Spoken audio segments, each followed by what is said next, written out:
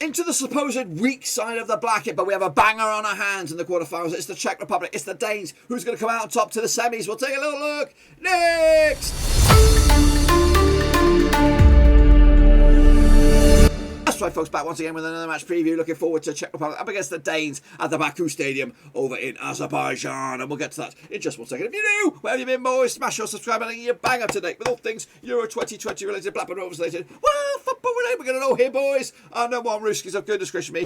Who'd have thunk it? Who'd have thunk we'd have a quarter-final just like this? It's the Czechs, it's the Danes, of course. And, of course, a spot in the semi-finals will await one of these two sides. We'll take a look at that in a minute. Big shout out to the VIPs. They are the patrons. And if you're new, check out the links. Here we go then. Jump in the deep end. Take a look at this one. It is Shilevai up against Hulsman in the dugouts. It is Czech Republic. It's the Danes on the 3rd of July over in Baku. That's right, of course, locking horns to see who will go through to the semi-finals. Let's take a look at the Czechs then. Of course, managed by Jaroslav Shilevai, qualified as Group A runners-up.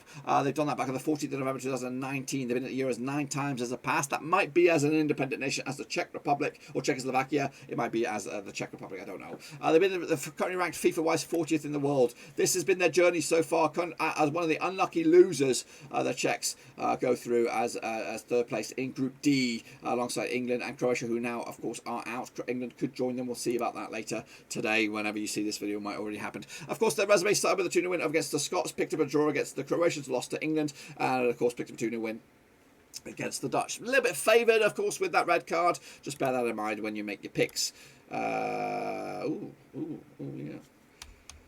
Quick look at the top goal scorers there. Patrick Schick has gotten 4 goals so far in 4 games. Of course, one of the stars of the tournament, Thomas Holles, as well, got himself a goal as well. How about the assist makers? Hollis with an assist, Suchek, Kurfan and Kalas as well, scoring their goals. What else do we have here? A quick reminder of the squad. I talked about him already. Suchek has been a bit of a mystery today, or this tournament. Not really been in amongst it. The face of the place really has been Patrick Schick, scoring the vital goals that have put them in this position as they look forward to the quarterfinals. Of course, this is my lineup. We've got Vlasic between 6, Borjao, Kalas, Salustra and Kufal at the back. Suchek, Darida, Hollis, Janko, Schick, Mazepus up top. What about the Danes coming at you, of course, with Kasper Hulsman in the dugout? Group D runners-up, qualified on the 18th of November 2019. Been at the Euros 8 times in the past. FIFA ranked 10th in the world. Their resume looks like this. Of course, so far so good. In fact, they squeaked through after a bit of a blip at the end. Just won 1 game in the group stages, losing to the Finns. Unfortunately, we all know about that. And, of course, losing to the Belgians, of course, who are also doing very well for themselves into the quarterfinals. Of course, their resume looks like this.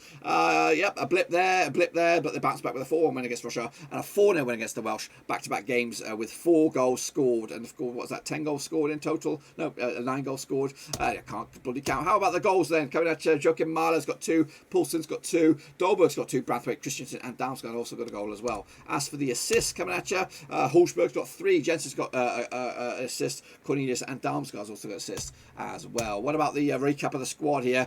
Yeah, of course, Eriksson is out. We all know about that, and of course, hopefully he recovers quickly. Wind has been a bit of a flop. Not really seen much of him.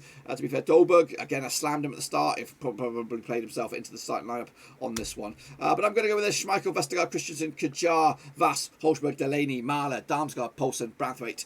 You probably would swap Poulsen. I think I don't know why Poulsen didn't start that last game, but you probably would swap that out maybe for Dolberg because of the form.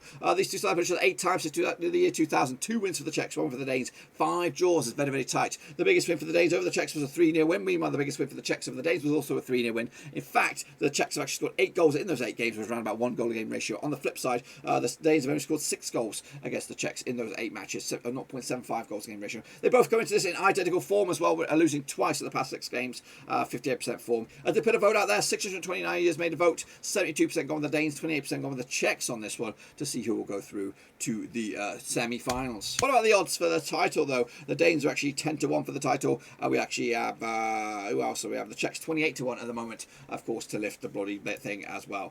For me, though, I'm going to go with the Danes. Of course, they play with a bit of passion, play a bit with the reasoning now, as, of course, their tournament started the worst possible way. Can it end the greatest possible way by lifting the trophy? Once again, of course, they did pick it up in 1992. And, of course, they'll fancy the chances to go the distance as well. And, of course, take a look at the bracket. Of course, we don't know this yet. I am recording this on the day of the last 16 on this side of the bracket, so we'll have to find out and come back again to see who they'll take on in the next stages if they were to get lucky as well. But what are your thoughts about this so far? Let me know, of course, in the old chat. And, of course, we go again as we look forward to those quarterfinals previews, reviews, watch-alongs. Of course, the Cat Mixer picks. Make sure you stop by, smash your thumbs up, smash your subscribe. Look forward to this one. Hopefully you guys are too. Let me know your thoughts and opinions about this. Can any of these teams go the distance, of course, on the so-called weaker side of the bracket? But until then, I'll see you soon for the next one. Until then, we are done.